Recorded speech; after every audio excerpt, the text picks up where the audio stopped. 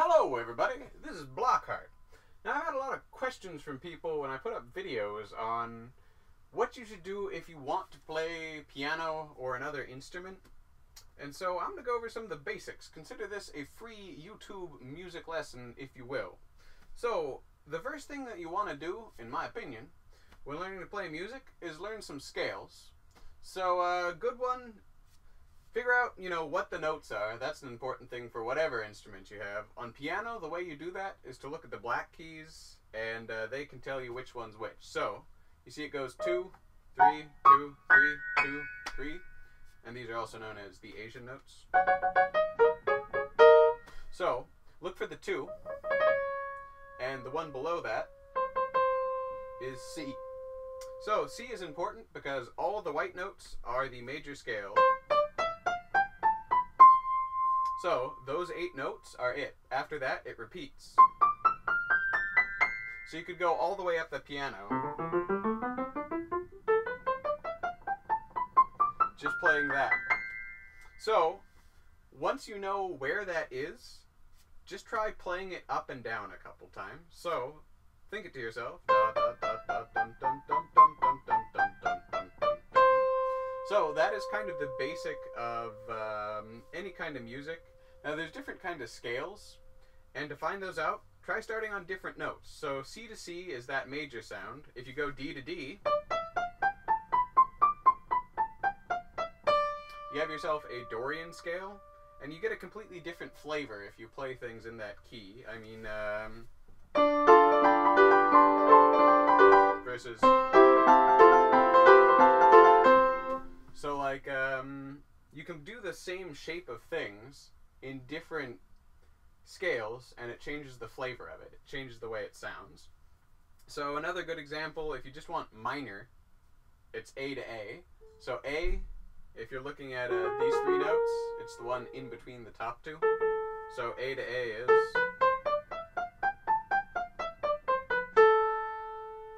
So, that's like the general minor scale. And you can play around with those. Now, within each key, if you want, you can change key in the middle, you can stay on the same one. Doesn't really matter, but once you've got scales down, you probably want to get some chords. So, chords are a little bit more difficult, and there's a bunch of different ways to learn them for piano. Some people do hand shape, so like you can just, basically, if you hold your hand and have your fingers so far apart, it will play a chord.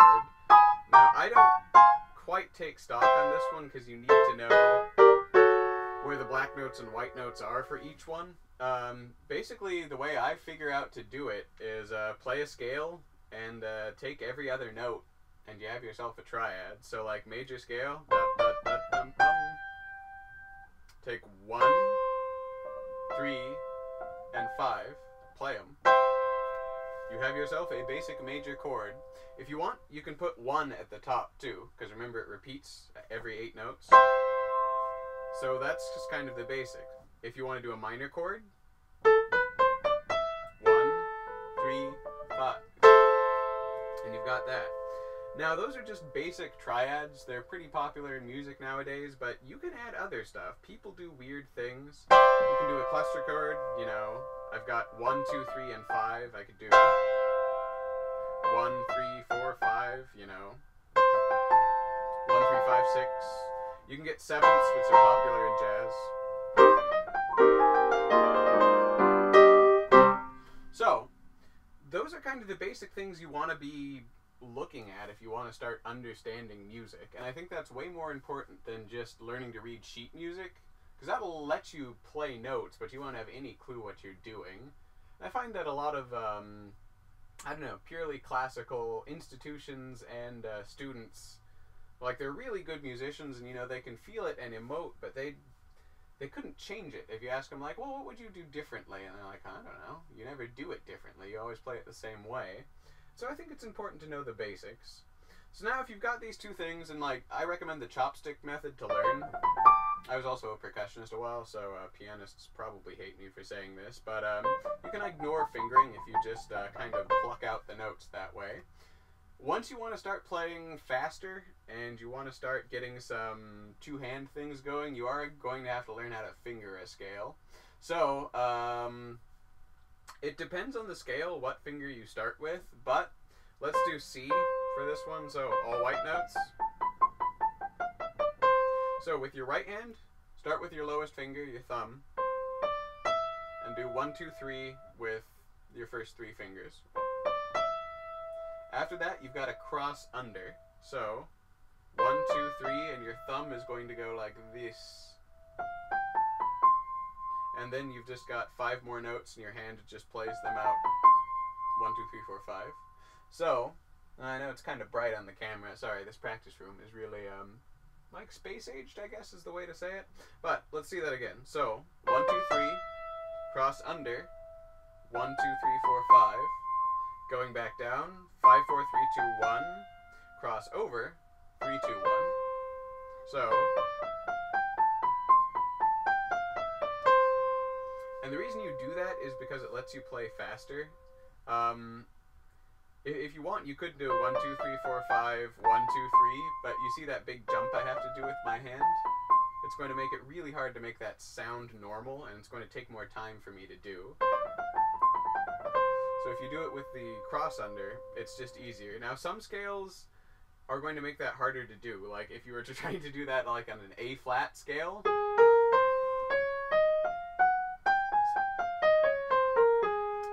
that would be awkward. So, and a lot of the ones that start on dark keys, or some of the other ones, B is another one I believe that's, maybe it's not that weird. But yeah, A-flat, you'd want to start on A-flat minor. I believe you start on 2. Technically it might be 3, but I'd start on 2 because it lets you get up there fairly easily. So someone's, you just kind of have to feel it out, and eventually, you know, after you just play all the scales, you'll get it. So,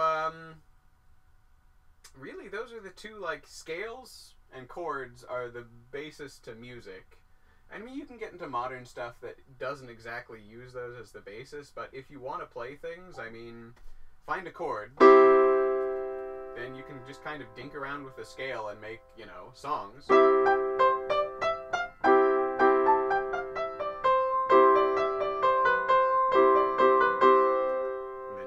Chords.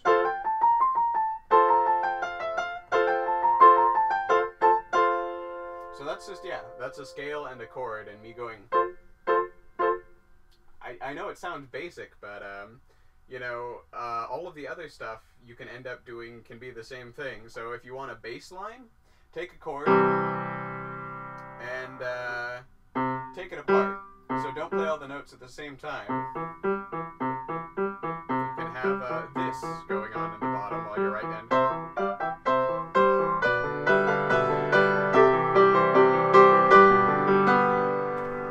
So all of that's just chords, but we're taking the notes apart, and instead of playing it all at once, we're playing it in different parts. Basically, then you just get to choose which chords you think sound good together. My favorites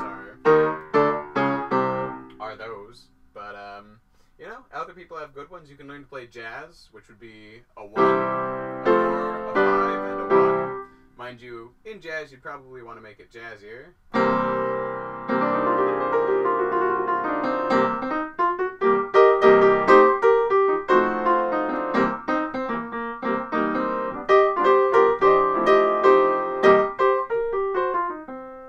So, I guess if you do want that jazzy sound, I will teach you one last thing. So, a weird scale that isn't modal, that means like you can't just go up and down on white keys to find it, is just called a blues scale or sometimes a jazz scale. So I'm going to teach you this one in C because C is what I like to play in most of the time. So, this one would be C, E flat, F, F sharp, G, B flat, C. So this one, it just sounds good over stuff, and it's really easy just to play random notes from this and have it sound like a song.